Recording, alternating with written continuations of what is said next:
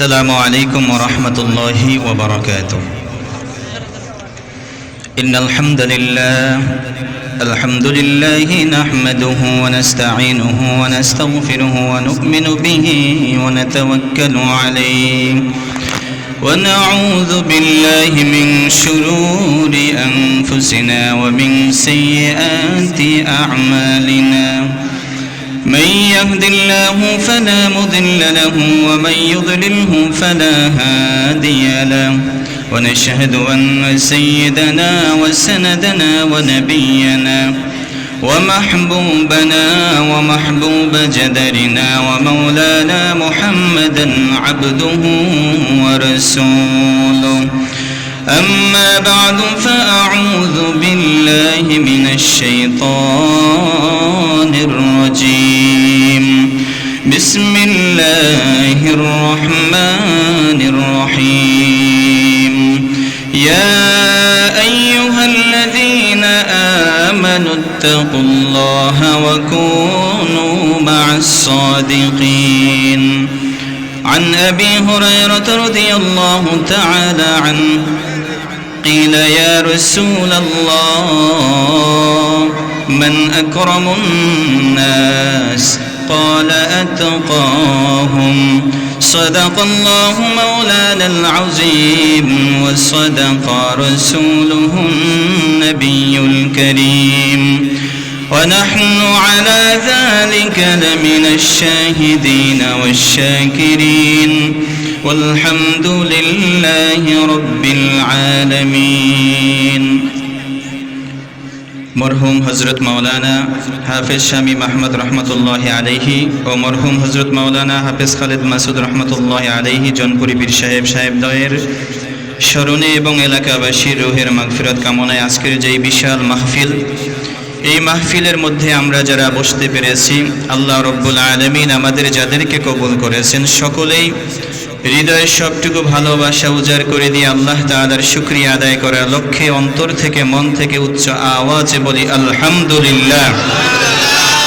সম্মানিত হাজিরিন, এই দুনিয়ার বুকে আপনি আমি এসেছি সামান্য সময়ের জন্য এবং আল্লাহ রব্বুল আলামিনের পক্ষ থেকে যেই দায়িত্ব দেওয়া হয়েছে এই দায়িত্ব পালন করে দ্রুতই রওনা দিতে হবে, ঠিক কিনা? সকলের মনোযোগ আকর্ষণ করছি যুবক ভাইয়েরা যারা যেখানে রয়েছেন, আজকে যেই জান্নাতি বাগান যেই মজলিস এখানে মিলেছে, আগামীকালকে আর এটা থাকবে না। আপনার ব্যস্ততা হয়তোবা যদি আপনি আজকে একটু কমিয়ে এখানে আসতে পারেন তাহলে আপনার জন্য ফায়দা, আগামীকালকে আবার সেম কাজ আপনি করতে পারবেন। এজন্য সকলের প্রতি উদারত আহ্বান রাখবো, অল্প সময়ের জন্য হলেও আমরা সকলে মাহফিলের প্যান্ডেলের নিচে চলে আসি। আল্লাহ আমাদের তৌফিক এবং বুঝ দান করুন, বলি আমিন। মুহতারাম হাজিরিন, এই দুনিয়ায় আপনি আমি আসছি নাকি আল্লাহ আমাদেরকে পাঠাইছেন? আসমান এবং জমিনের সমস্ত ক্ষমতা একমাত্র কার? আর একটু আওয়াজ দিয়ে বলি, আমাদের মালিক কে? হায়াতের মালিক কে? মৌতের মালিক কে? আসমানের মালিক কে? জমিনের মালিক কে? প্রকাশ্য অপ্রকাশ্য সব কিছু দেখেন কে? যেটা কেউ দেখে না সেটা দেখে কে? আপনার আমার বিপদে আপদে হেফাজতকারী একমাত্র মালিক কে? আল্লাহ। সেই আল্লাহ রব্বুল ইজ্জাত ওয়াল জালালের বরত্ব এবং মহত্ব নিয়ে আজকের এই মাহফিল। আজকের এই মাহফিল কোনো রঙ্গমঞ্চ নয়, আজকের এই মাহফিল হচ্ছে একটি দিনী মাহফিল, আমলের মাহফিল, ঠিক কিনা? যদি এখান থেকে আমরা পাথেয় গ্রহণ করতে পারি, আমাদের দুনিয়া এবং আখিরাত উভয়টাই আমরা কামিয়াবি হতে পারবো। আর যদি এই মাহফিল থেকে আমরা পাথেয় নিতে না পারি, এখনো যারা আমরা বাহিরে বসে আছি, যদি আল্লাহ রব্বুল আলামিন আপনাকে আমাকে প্রশ্ন করে, বান্দা বছরের ভিতরে একটি রাত্র সুন্দর আমি দিনে আমার এক মাহফিল হয়েছিল, তোমার দুনিয়াবি এত ব্যস্ততা ছিল যে তুমি সেই মাহফিলে একটু বসতে পারলে না, এর জবাব কিন্তু আমরা দিতে পারবো না, ঠিক কিনা? মুহতারাম হাজিরিন, এই দুনিয়ায় সংক্ষিপ্ত সময়ের জন্য আমরা আসছি, আবার চলে যেতে হবে।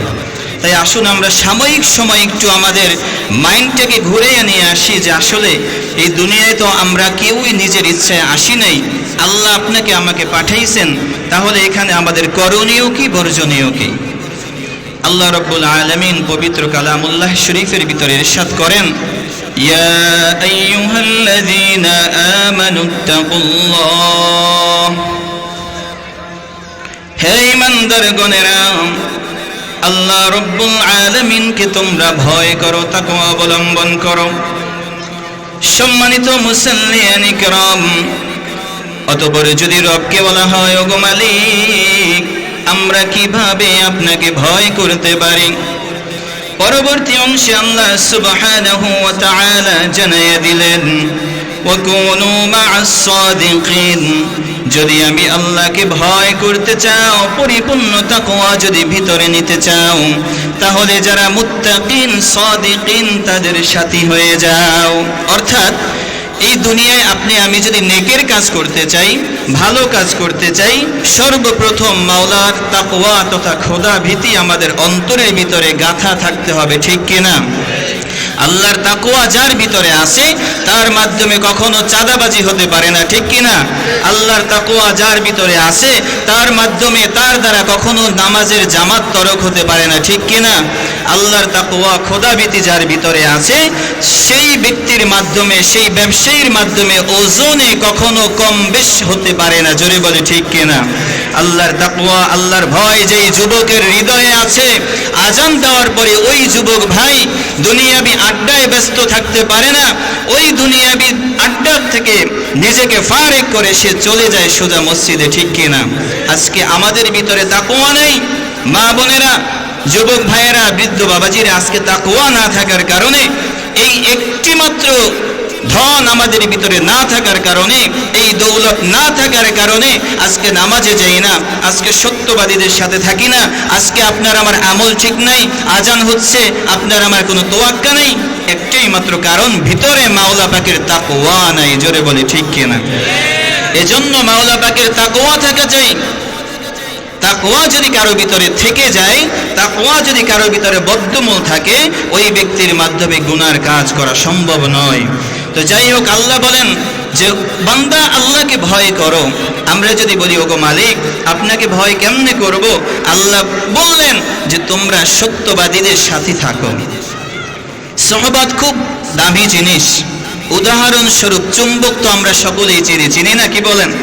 এই চুম্বক, এর ভিতরে অপরকে আকর্ষণ করার একটি ক্ষমতা আল্লাহ তাআলা দিয়ে দিয়েছেন। এই চুম্বক যদি কোনো লোহার কাছে নেওয়া হয়, এই চুম্বক ওই লোহাকে আকর্ষণ করে নিজের সাথে মিলিয়ে নেয়, ঠিক কিনা? এখন এই লোহাকে নিজের সাথে মিলিয়ে নেওয়ার পরে দীর্ঘদিন ওই লোহাটা চুম্বকের সাথে থাকতে থাকতে এক পর্যায়ে দেখা যায় ওই লোহার ভিতরেও অপর আরেক লোহাকে তার দিকে আকর্ষণ করার মতো একটা যোগ্যতা তার ভিতরে তৈরি হয়ে যায়, ঠিক কিনা? এজন্য আল্লাহ রব্বুল আলামিন বললেন, যদি তোমরা মুত্তাকি হতে চাও, সাদিকিনদের সাথে তোমরা হয়ে যাও। কারণ যারা সাদিকিন হবে তারা ইবাদতগুজার হবে, যারা সাদিকিন হবে তারা আল্লাহ রব্বুল আলামিনের ইবাদতের ব্যাপারে সোচ্চার থাকবে, তারা আবিদিন হবে, তারা জাকিরিন হবে। এই জন্য তোমরা সত্যবাদীদের সাথী যদি হতে পারো তাহলে পরিপূর্ণ মুত্তাকিন হতে পারবা। এজন্য মুহতারাম হাজিরিন, সুহবত খুব দামি জিনিস। একটা ফ্রেন্ড আরেকজন ফ্রেন্ডের সাথে মিলে যখন চলাফেরা করে, দেখা যায় বাকি ফ্রেন্ডের ভিতরে যদি কোনো বদ অভ্যাস থাকে, সে যদি সিগারেট খায়, গাঁজা খায়, মদ খায়, ইয়াবা খায়, বিভিন্ন ট্যাবলেট যদি সে খায়, দেখা যায় যেই ফ্রেন্ডটা ওগুলো খায় না, কিছুদিন তার সাথে 1 দিন 2 দিন 5 দিন 10 দিন থাকতে থাকতে একটা পর্যায়ে এমন পরিবেশ তৈরি হয়ে যায়, যেই ফ্রেন্ডটা ভালো ছিল সেও নেশাখোর হয়ে যায়, জোরে বলে ঠিক কিনা? এজন্য সোহবত খুব দামি জিনিস। আল্লাহ বললেন, ওয়াকুনু মা'আস সাদিকিন, যদি তোমরা মুত্তাকিন হতে চাও, সাদিকিন সত্যবাদী যারা, তাদের সহবত অবলম্বন করবা। এই সোহবত বড় দামি জিনিস। ও যুবক ভাইয়েরা, আপনার ফ্রেন্ড যদি নামাজি হয় তার সাথে আপনি চললে নামাজি হতে পারবেন।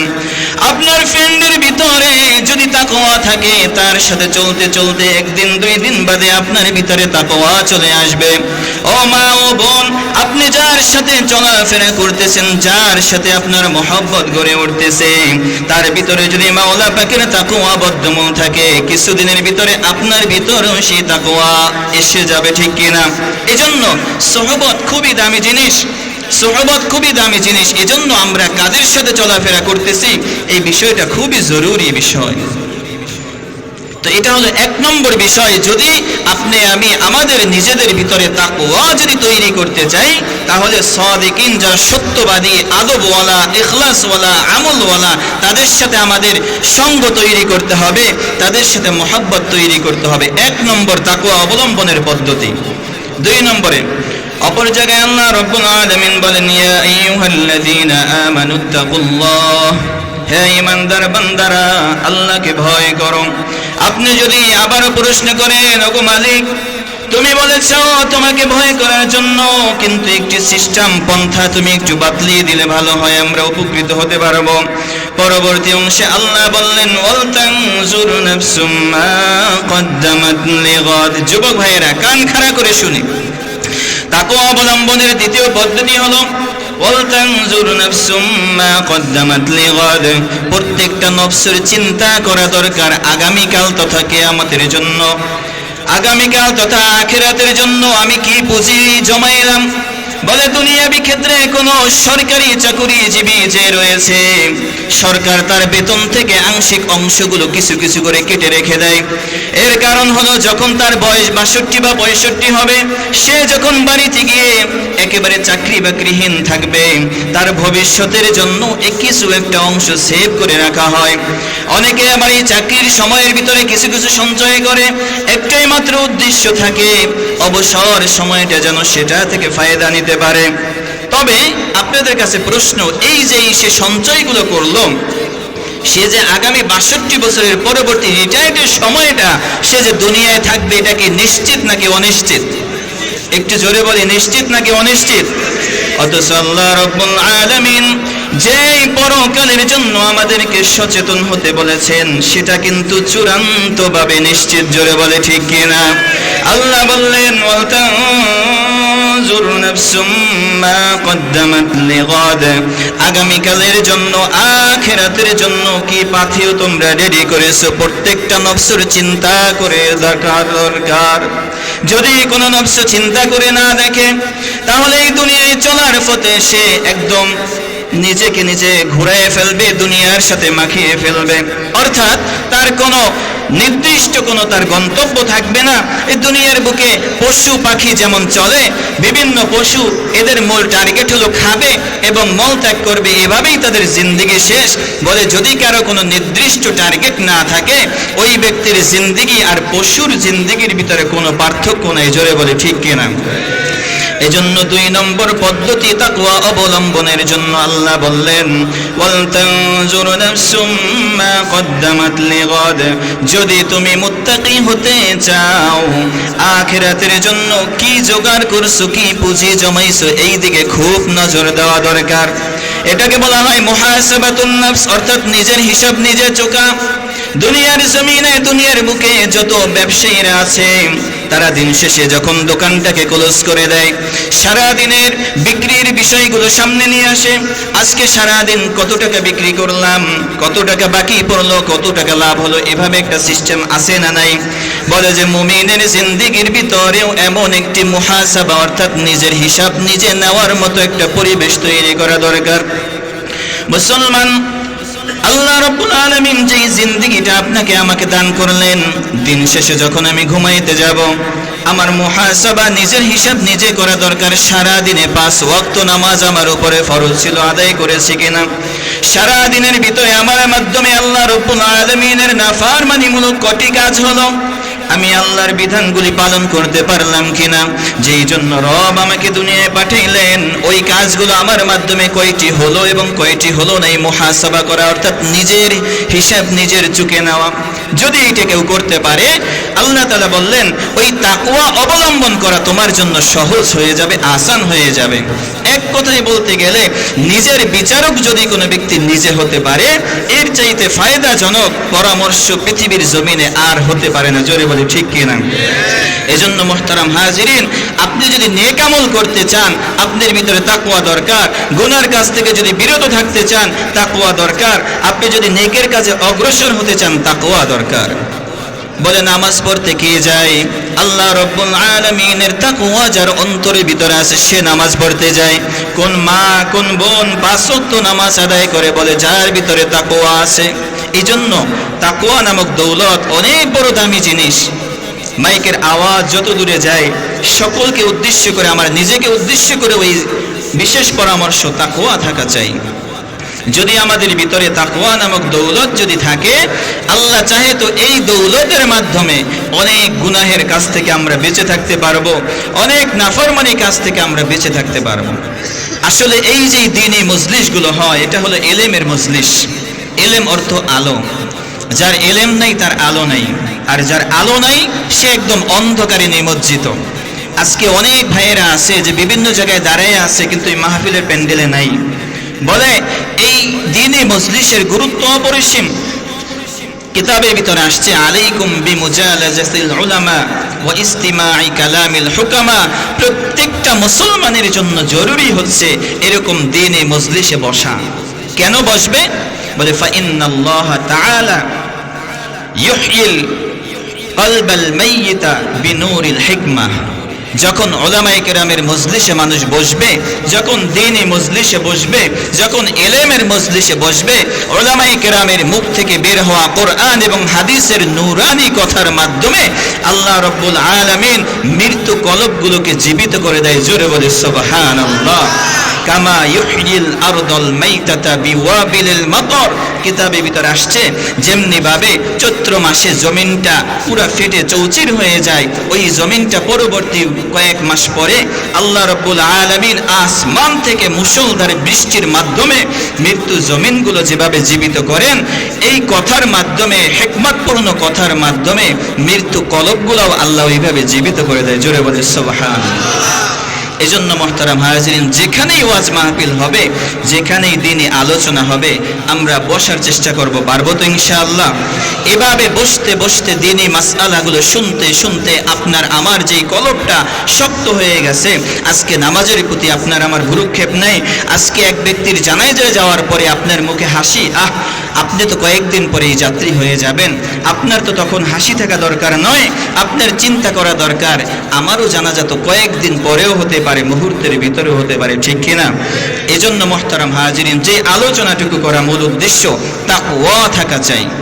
যেই মেয়ে, যেই মা, যেই বোন, যেই বাবা, যেই বৃদ্ধ, যেই যুবক ভাই, যেই যুবতী বোন, যার ভিতরে তাকওয়া থাকবে তার মাধ্যমে আখিরাতের কাজ করা সহজ হবে। আর যার ভিতরে তাকওয়া থাকবে না, তার মাধ্যমে আখিরাতের কাজ করা কিন্তু সম্ভব হবে না। এজন্য আসুন, তাকওয়া অবলম্বন করার জন্য মাত্র 2টা টিপসের আলোচনা আপনাদের সামনে হয়েছে। 1 নম্বর হলো, যদি তাকওয়া ভিতরে আনতে চাই তাহলে সত্যবাদীদের সাথে আমাদের সোহবত রাখতে হবে, তাদের সাথে মেলামেশা করতে হবে। নামাজির সাথে মেলামেশা করলে আপনি নামাজি হবেন, জিকিরওয়ালার সাথে মেলামেশা করলে আপনি জিকিরওয়ালা হবেন। 2 নম্বর বিষয়, আখিরাতের জন্য আমরা কি সামানা, কি পুঁজি জোগাড় করলাম, এটা নিজেকে নিজে প্রশ্ন করা দরকার, নিজের হিসাব নিজের চুকানো দরকার। এই 2টা বিষয় যদি আমরা করতে পারি, আল্লাহ চাহে তো আমাদের ভিতরে তাকওয়া তৈরি হবে। আর এই তাকওয়া নামক দৌলতের মাধ্যমে নেকের কাজ করা আসান হবে, গুনার কাজ থেকে বিরত থাকা সহজ হবে। আল্লাহ রাব্বুল আলামিন আমাদের সকলকে তাকওয়া নামক এই মহা দৌলত দান করুন। সকলে বলে আমিন। ওয়া আখিরু দাওয়ানা আলহামদুলিল্লাহি রাব্বিল আলামিন। সর্বশেষ কথা হচ্ছে এটা, এই দুনিয়ায় আপনি আমি কার কতদিন হায়াত আছে আসলে বলা যায় না। এই হায়াত এক সময় শেষ হয়ে যাবে। এই হায়াত যখন শেষ হয়ে যাবে, তখন আফসোস করলে কোনো কাজ হবে না।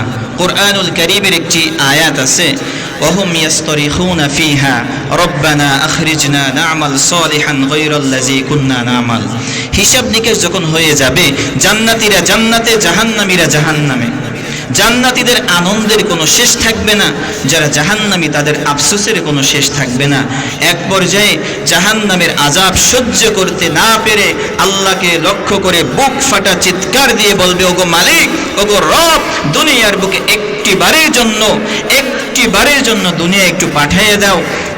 পূর্বে যে সমস্ত গুনাহের কাজ করেছি একটাও করব না, এবং বেশি থেকে বেশি নেক আমল করব, একটা বারের জন্য দুনিয়ায় পাঠিয়ে দাও। আপনাদের কাছে প্রশ্ন, পরদাদা যে গেছে, পরদাদা কি আসছে? দাদা যে গেছে, দাদা কি আসছে? বাবা যে গেছে, বাবা কি আসছে? তার মানে আমিও যদি একবার যাই, ফিরে আসার কোনো সুযোগ নাই। এজন্য আসুন সময় থাকা অবস্থায় সময়টাকে কাজে লাগাই। যদি সময়ের কাজ সময়ে না করি তাহলে কিন্তু লস হয়ে যাবে। আল্লাহ রাব্বুল আলামিন আমাদের সকলকে সহিহ বুঝ দান করুন, সকলে বলে আমিন। ওয়া আখিরু দাওয়ানা আলহামদুলিল্লাহি রাব্বিল আলামিন। আমাদের যে নন্দপাড়া মাদ্রাসা আছে সকলের কাছে দোয়া চাই, আল্লাহ রাব্বুল আলামিন এই দ্বীনি ইদারাকে যেন কিয়ামত পর্যন্ত কবুল করে, বলে আমিন। এবং আরো যত দ্বীনি মাদারিস ইলমিয়া আছে যেখানে বাচ্চারা কোরআন এবং হাদিসের জ্ঞান শিখে, আল্লাহ সমস্ত মাদ্রাসাগুলোকে কবুল করে, বলে আমিন। ওয়া আখিরু দাওয়ানা আলহামদুলিল্লাহি রাব্বিল আলামিন। ওয়াসসালামু আলাইকুম ওয়া রাহমাতুল্লাহি ওয়া বারাকাতুহু।